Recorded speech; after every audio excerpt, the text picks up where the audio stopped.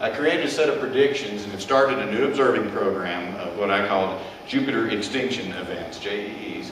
And we've already accumulated 6 light curves in the last 2 weeks, and here's some of them that show, indeed, here is a double event. Io is brightening as it's exiting its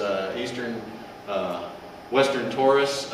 Europa was passing behind the eastern Taurus tip and shows indeed a brightening trend. Here is a dimming trend as Io is entering its western Taurus tip. Here's a really good one. Now that Jupiter's getting further away, we're getting longer data, and we're starting to get some of the almost back to nominal. Here is another extinction event where Europa simply passed, and it was a conjunction of Europa and Ganymede. It didn't occult it, it just passed near it. Far enough, close eject near it, that indeed the extinction from Europa's atmosphere caused noted dimming, which matched our 0.2 magnitude drop when it was projected out. And here is a doozy. This is a complex one. Io exiting its tip, starting to brighten here, and then Europa passes in front of it, so then you get a secondary dimming because Europa passed in front of it. And then as Europa whizzes past, Io tries to return to its nominal thing. So we're getting lots of cool things. I'm going to quickly show the people who did this: Salvador Aguirre in Mexico, me in Tennessee, Tony George in Oregon, there's Mr. Don in Florida, Terry Redding. This is the 80mm finder scope right on top that he did that one light curve from. And Duchette, Maryland, John Talbot, New Zealand, Brad Timerson, New York. People who weren't pictured: Dave Clark in Texas, Mike Hoskison in Canada, and Roger Venable in Georgia. So, final conclusions, we think we're on to what we're doing. Feel free to help. How can I participate? I've got this new program. There's all kind of work that can be done. Data mining, doing experiments on PDE. Prepare for the 2014 startup of the mutual event season again, or you can observe the extinction events now. And I'm issuing a spectroscopy challenge. I dare somebody to take a spectroscopic analysis of Io in one of these Taurus extinction events, and I'm pretty well sure you're going to see the material that's in there. So there's my contact. Meet me afterwards. I'm sorry I didn't have time to talk, but I got through most of the slides. There's 2 minutes, right? So. Yeah, we have time for questions. I noticed the most important thing you did is you came up with a series of acronyms. You have to. Well, I work for the Air Force. Yeah. So you acronym everything. Questions? John. Do you have a list of predictions of when to what? On that web page right there. Yeah. You can download them. They're in PDF format. They are, because Io has an orbital period of 1.8 days, there are like 10 a week. Now, they're not always in time for when it's visible here, but across the globe it is. So, any questions? Any other questions?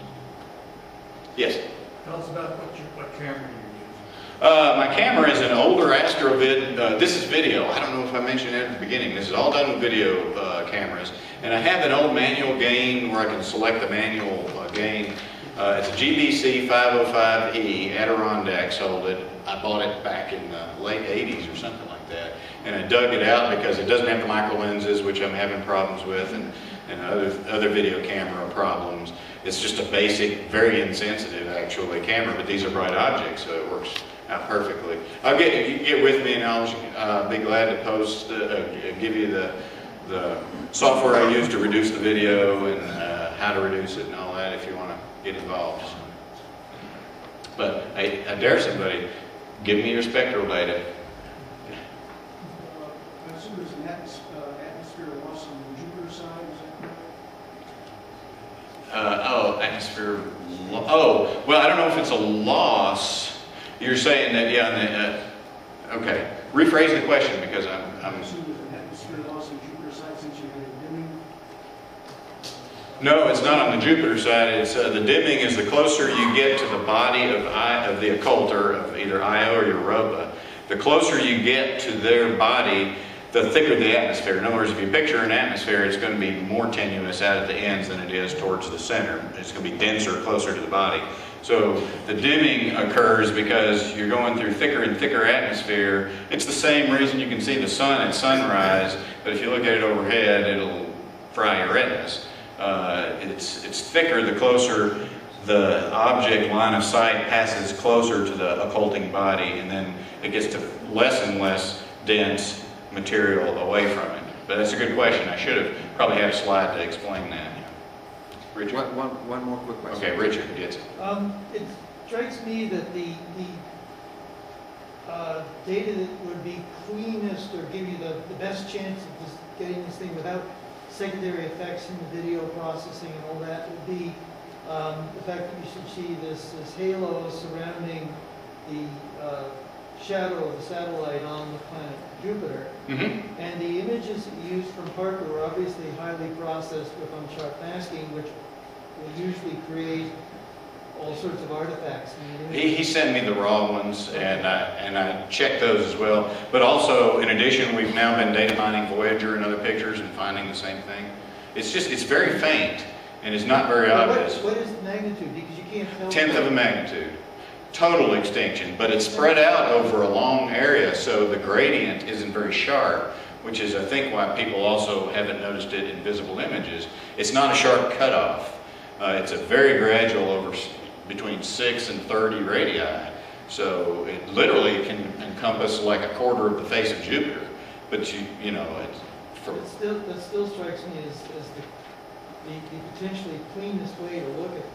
Right, and I would love to get, that's why I issued in my challenge that I didn't get to just talk on much, is for someone to do a very controlled clean, image Jupiter exactly one orbit before Io is going to transit, then image the transit, and then have the cleanest possible subtraction background. Jupiter is a tough object to work with because it has just so much modeled stuff and the illumination angle from the sun and all that, so it's a horrible target. But I did it for fun just to see what I got, and then seemed to show something. So. Guys like We Parker need to- typically shoot a few hundred images, so I mean, so there'd be a whole sequence of Jupiter rotating, and you should be able to.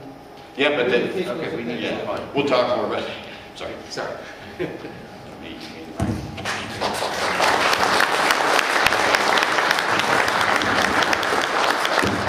Okay.